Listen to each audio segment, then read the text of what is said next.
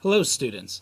So today we're going to be looking at, or at least discussing, the ideas behind the exploration aspect of AP European history. If you remember when we did this unit back, early September, beginning of the year, we connected this with the Renaissance before we got into the Protestant Reformation. It was just our way of doing it. So, if we're looking at exploration and we're looking at why people are trying to explore, it dates back to the Middle Ages and the Crusades. If you remember, the Crusades in the Middle East opened up this new idea of trade, opened up brand new spices that are coming back from the Middle East, going into Italy, which is, one of the reasons why exploration, and at least the Crusades, are going to open up the new ideas of the Renaissance, which I've discussed already in an earlier video. So, all of these, European countries now, after the Crusades, once they start getting these spices and these silks that are coming from East Asia and China, you start to see that there's a curiosity from a lot of the royalty, but not only, curiosity, it was more about how much money can we make from these. Maybe if we cut out the middleman, and in this case, the middleman is the Muslims, the trading kingdoms of northern Africa, people that are living in the Middle East. If we cut them out and find a direct route to India and China, then, it'll be cheaper for Europeans rather than getting it, after the fact, third time through and then reselling it, and that they could probably make more profit and still sell it for the same price, but just make more profit. So the first country that's really going to start exploring, it's going to be Portugal. And when we connect Portugal, we're really connecting Prince Henry the Navigator, who's going to be our main individual with regards to, Portugal, and kind of leading the charge in this case. So, Portugal, at least Prince Henry, and that's like Vasco da Gama is also going to be included in Portugal. They start going east and they start trying to explore the coast of Africa, and they do eventually get to India. Now, the thing is, once people see, like, oh, the Portuguese did this, and, the Portuguese already have, this whole entire map of Africa, going around, the coast, around South Africa and heading into India, then people started questioning, is there a quicker route? And this is where, you start getting the Spanish involved with Queen Isabella and King Ferdinand, and they are gonna at least first hire a Italian, Christopher Columbus, who does find what we are calling the New World.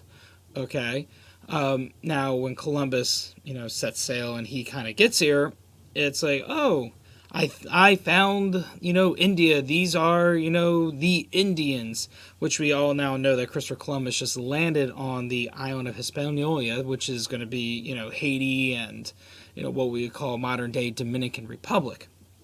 Now, Christopher Columbus, at first, he's trying to trade with, these Native Americans and whatnot. He's trying to open up. Now, does he claim these lands for Spain? Yes. Okay. We do know that the Spanish eventually are going to start claiming all these, islands in the Caribbean, and then eventually Mexico and the Andes. So at first Christopher Columbus is, trying to establish at least some sort of, agreement, which is really going to bring in this idea of what we call the Columbian Exchange, which is cultural diversity, but specifically talking about, the ideas of trading, fruits, vegetables, animals, religions, diseases. Yes. Okay.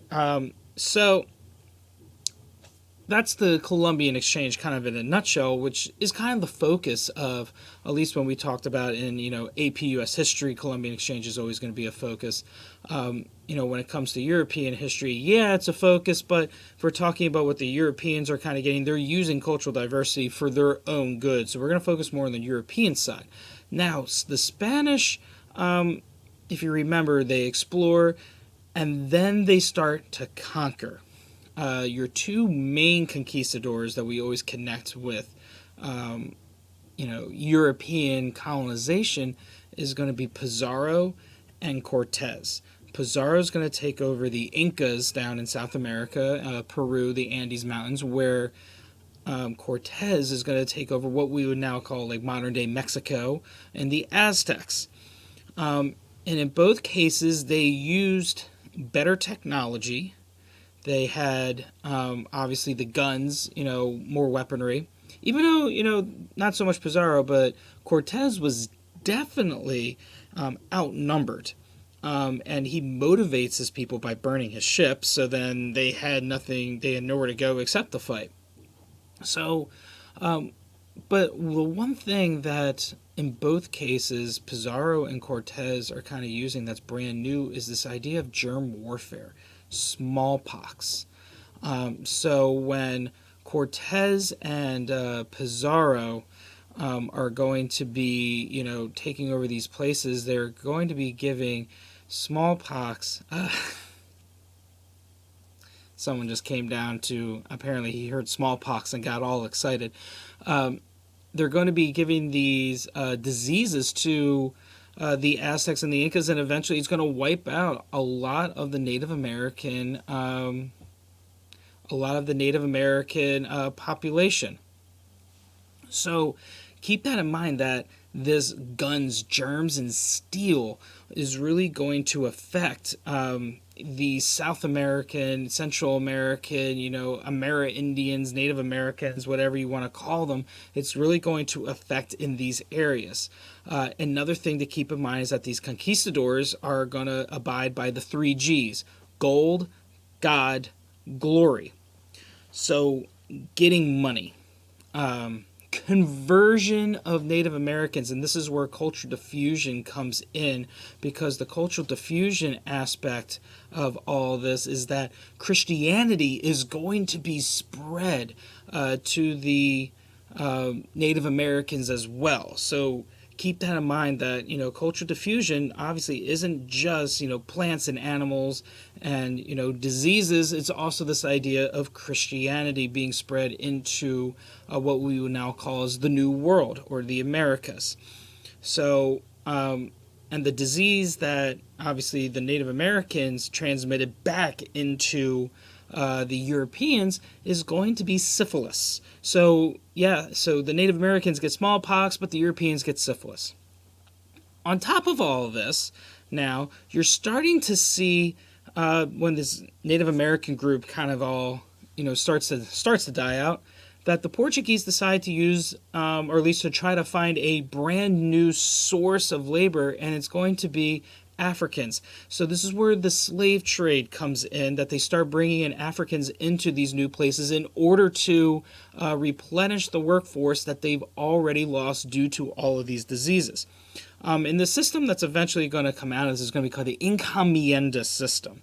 And what the encomienda system is very similar to, if we're talking about U.S. history, a plantation system, where at the very, very top you're going to have the peninsulares. And the peninsulares are the Spanish-born people that are coming into the New World. And then one group down lower is going to be the Creoles, which are the Spanish, okay? But they are born in the New World, okay? Right below that, then you're going to start to have the Mezzitos and the Mulattoes, which are just Native American mixed with Spanish and African mixed with Spanish. And then you have your African slaves. And then the very, very bottom are your Amerindians or your Native Americans.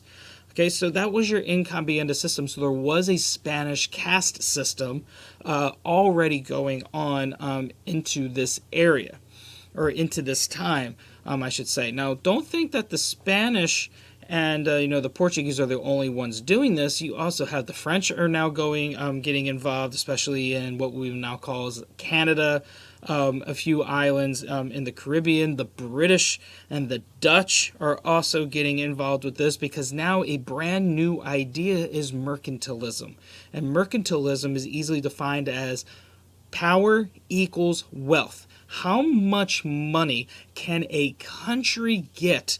And the more money you have, the more power that the country is going to have. So once again, that's just another one of these ideas that are being spouted out, while everything else is going on. And remember, this age of exploration, it's happening during the Renaissance. It's happening during the Protestant Reformation. It's happening at the same exact time as the earlier part of the scientific revolution. And it's also happening during this age of absolutism, at the very, very beginning of this age of absolutism. So there's a lot of stuff that's happening during this exploration that is affecting things. Now, in the earlier part of exploration, there's going to be, border disputes, and probably one of the biggest border disputes is going to be between the Spanish and the Portuguese. We're in the 1490s. The Pope says, you know what, I'm going to split the world in half, and everything on the east side is going to be Portuguese, everything on the west side is going to be Spanish, and it's that Treaty of Torres. And this is where that line goes right through Brazil, in which everything on the east side of this line is going to be Portuguese, and that includes Africa and parts of Asia and whatnot. But this is why Brazil is the only country in South America that speaks Portuguese, where everyone else, mostly speaks Spanish in Central and South America. So the Spanish ended up being this main power, this main force that's coming into at least Europe, or as being this major exploration, colonization power, up until the late 1500s, where they decide in an act of the Protestant Reformation aspect of it, that they wanted to go and battle the English, because the English under Queen Elizabeth I was becoming was Anglican under her father Henry VIII, but I'm just saying it is a Protestant power, in which then the Spanish sends the Spanish Armada, and they are defeated. And once the Spanish are defeated, from this obviously the defeat of the Spanish Armada, they kind of go away. I don't want to say go away, but their power weakens, in what we're calling in this exploration, kingdom and power, in which then the power starts to shift into the British and the French, as the Spanish are going to be more weakened. Also, what's happening at the same exact time as the Age of Exploration, I told you that there's going to be more inventions occurring that was making sea travel a lot easier. So this is going to be another aspect of it. And one more thing is that now joint stock companies are going to be created. And what a joint stock company is, that explorers and ship companies are going to be asking for investors. They're going to be asking for people to invest in their company, and whatever they bring back from the New World, it was going to be a percentage, was going to be distributed amongst all of the people that were there. So a lot of people now are getting involved through investing into these joint stock companies, but obviously there's always going to be a danger. What happens if the, exploration doesn't bring anything back? What happens if people all die? What happens, if, the sailors decide, we're not going to give this money back to investors, we're just going to stay in the Americas. So there is a gamble that is involved with these joint stock companies. So don't think that every single one of them was actually, a positive thing. Well, that is a brief overview of the Age of Exploration. And like I said, it's a brief overview because I've only done this in about 14 or so minutes, 15 minutes at this point. So just keep that in mind, that please, if you want to get more details on it, please refer back to, your textbooks and keep on studying some of these things. I'll be having more of these videos as we go on through our review sessions. So, feel free to subscribe, and thank you for attending. I'll see you next time in class.